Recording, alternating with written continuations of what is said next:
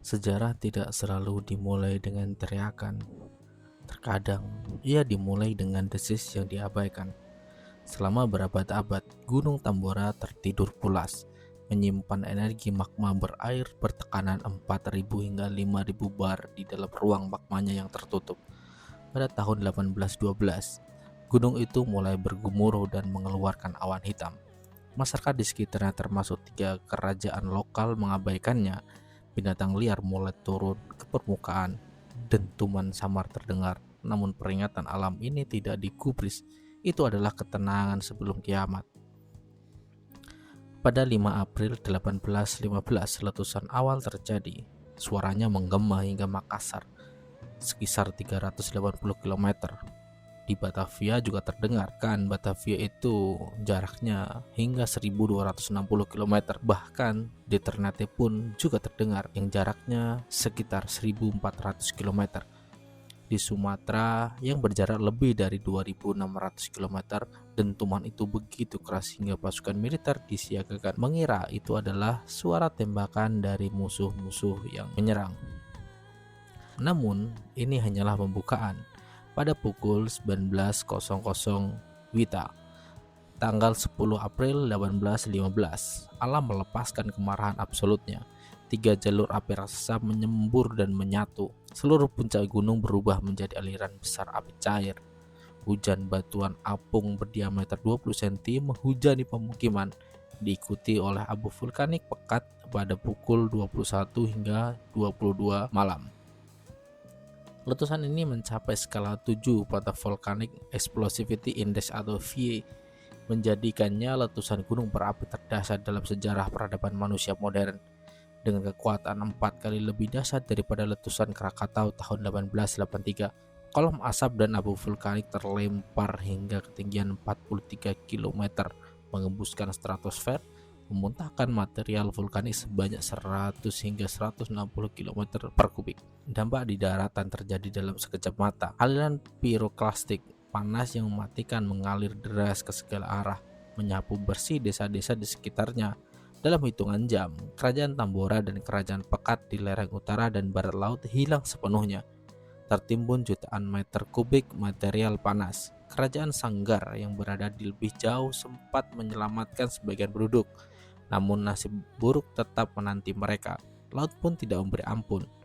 Guncangan dahsyat memicu tsunami setinggi 4 meter yang menghantam Sanggar, serta gelombang setinggi 1 hingga 2 meter yang menerjang Besuki di Jawa Timur dan Kepulauan Maluku. Selama 3 hari penuh, wilayah seluas 600 km dari puncak gunung diselimuti kegelapan total akibat tebalnya abu vulkanik, hujan abu tefrit dan bau nitrat yang menyengat tercium hingga Batavia. Ketika asap akhirnya menipis, wajah bumi telah berubah selamanya. Tinggi Gunung Tambora yang semula 4.300 mdpl terpangkas habis menjadi hanya 2.851 mdpl, meninggalkan kaldera raksasa berukuran 6 hingga 7 km dengan kedalaman 600 hingga 700 meter. Kehancuran tidak berhenti di Nusantara. Awan sulfur dioksida dan partikel vulkanik yang terlempar ke stratosfer menyebar ke seluruh penjuru globe atau ke penjuru dunia, membentuk tabir yang menghalangi cahaya matahari. Dunia memasuki tahun 1816 yang kelak dikenal sebagai tahun tanpa musim panas.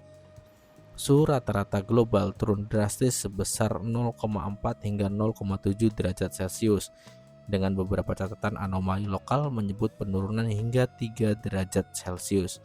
Ini adalah dekade terdingin sejak tahun 1400. Di Amerika Utara, salju turun secara tidak wajar di New York dan Maine.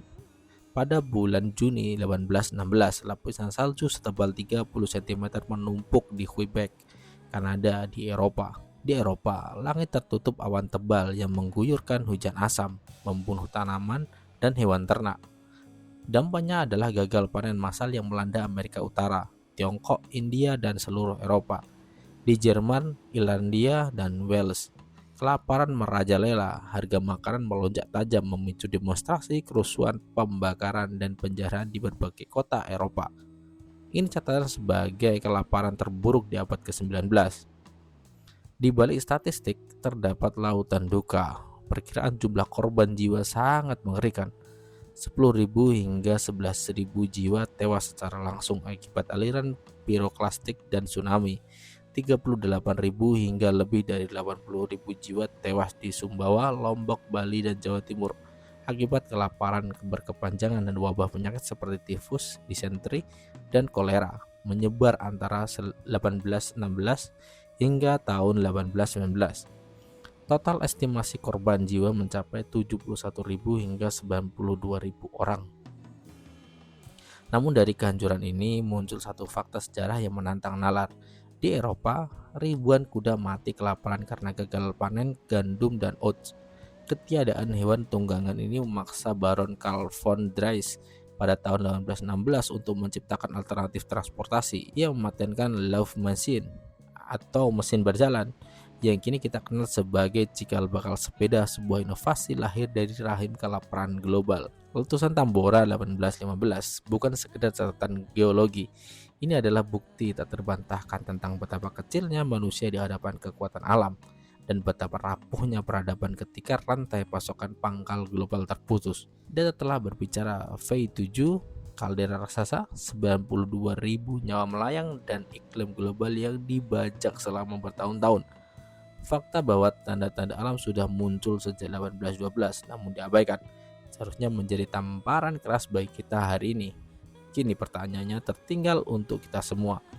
Ketika alam kembali memberikan tanda-tanda kecil yang kita abaikan, apakah kita akan tetap menjadi penonton pasif yang menunggu langit runtuh untuk kedua kalinya, atau kita memiliki keberanian untuk membaca data, menghormati peringatan, dan mengubah cara kita hidup sebelum sejarah kelam ini menulis babaknya yang baru? Alkisah di sini. Sampai jumpa.